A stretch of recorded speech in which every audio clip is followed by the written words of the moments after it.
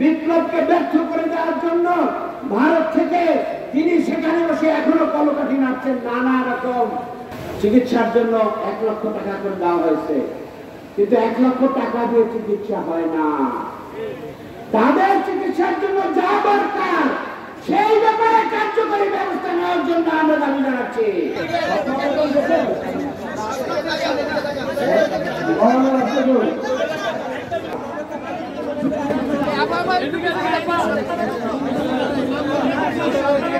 এখন দিতেছে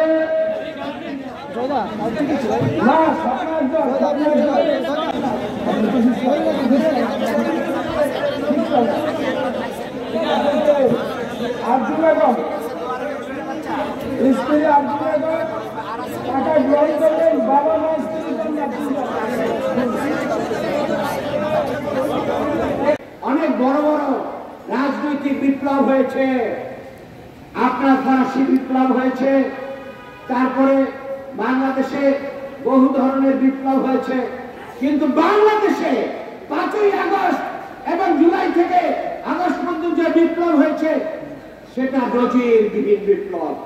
এই বিপ্লবকে ব্যর্থ করে দেওয়ার অনেক অপচেষ্টা ইতিমধ্যে হয়ে গিয়েছে।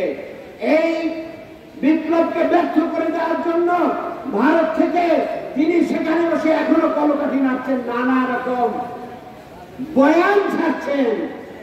ভুলে যান ওই বয়ান দিয়ে বাংলাদেশের জনগণকে আর বিভ্রান্ত করা যাবে না ইনশাআল্লাহ। তারপরে সতর্ক থাকতে হবে, ঐক্যবদ্ধ থাকতে হবে। এই ফ্যাসিজমের বিরুদ্ধে বাংলাদেশের সকল রাজনৈতিক শক্তি, ছাত্র শক্তি ঐক্যবদ্ধ, সামনে তাকে থাকতে হবে। আর আমরা বৈষম্য বিরোধী আন্দোলনের পরে যে সরকার গঠিত হয়েছে সেই সরকারকে বলবো, বাংলাদেশের জনগণ 15 থেকে 17.5 বছর পর্যন্ত বঞ্চিত আছে। এই বঞ্চনা থেকে মুক্ত করার জন্য আপনারা যে সংস্কার প্রস্তাবের প্রক্রিয়া নিয়েছেন, দ্রুততম সময়ে সেটা প্রক্রিয়া সম্পন্ন করে বাংলাদেশের জনগণের কাঙ্ক্ষিত যে সরকার এবং ব্যবস্থা আপনারা আনার দ্রুত কার্যকর ব্যবস্থা নেবেন, এই আমাদের প্রত্যাশা। তার সাথে আপনাদের সাথে জাতি সবসময় আছে। আমি আমার ভাইদেরকে আরো বলবো যে আজকে সরকারকে আরো বলবো যে বৈষম্য বিরোধী ছাত্রদের ক্ষতিপূরণের ব্যবস্থা করা হয়েছে। 5 লক্ষ টাকা করে শহীদদের জন্য বলা হয়েছে, চিকিৎসার জন্য 1 লক্ষ টাকা করে দেওয়া হয়েছে, কিন্তু 1 লক্ষ টাকা দিয়ে চিকিৎসা হয় না। তাদের চিকিৎসার জন্য যা দরকার সেই ব্যাপারে কার্যকরী ব্যবস্থা নেওয়ার জন্য আমরা দাবি জানাচ্ছি। যেন একজন ছাত্র পঙ্গু হলেও তিনি যেন কর্মক্ষম হতে পারেন, সেই ধরনের ব্যবস্থা, আর্টিফিশিয়াল ব্যবস্থাগুলো আপনারা করার উদ্যোগ নেন। আল্লাহর কাছে দোয়া করে, আল্লাহ এই সমস্ত শহীদরা বাংলাদেশের জন্য রক্ত দিয়েছে, আল্লাহ তুমি তাদের পরিবারের যে অভাব তৈরি হয়েছে সেটা তুমি পুরা করে দাও।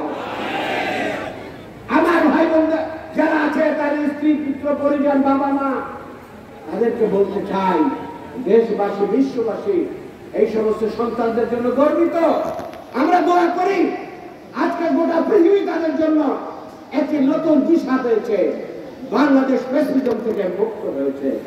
যুগে যুগে এই সমস্ত ফ্যাসিস্টদের বিরুদ্ধে এইরকম দাঁড়িয়ে গিয়ে যে ঐতিহাসিক নজির সৃষ্টি করেছে বাংলাদেশে, সেই নজিরদের মধ্যে শ্রেষ্ঠতম নজির আমাদের আবু সাঈদ সহ এই 1000 শহীদরা সেই নজির স্থাপন করেছে। এবং বাংলাদেশ জামাত ইসলামী সবচাইতে নির্যাতিত দল হিসেবে 15 বছর এই সরকারের জুলুম নির্যাতনের শিকার হয়েছে। আমাদের নেতাদেরকে হত্যা করা হয়েছে, হাজার হাজার মামলা দেওয়া হয়েছে, লাখো আমাদের কর্মী রকমদেরকে গ্রেফতার করে জুলুম নির্যাতনের শিকার করা হয়েছে। যাদেরকে হত্যা করা হয়েছে এছাড়াও রাজপথে গুলি করে তারপরে হত্যা করা হয়েছে, পায়ের উপরে গুলি করে, হাতের উপরে গুলি করে পঙ্গু করে দেওয়া হয়েছে। এইরকম নির্যাতনের শিকার জামাত ইসলামী, তারপরে দেশের মানুষের কল্যাণে কাজ করছে। এখনো জামাত ইসলামী কোনো প্রতিহিংসার রাজনীতি করে নাই।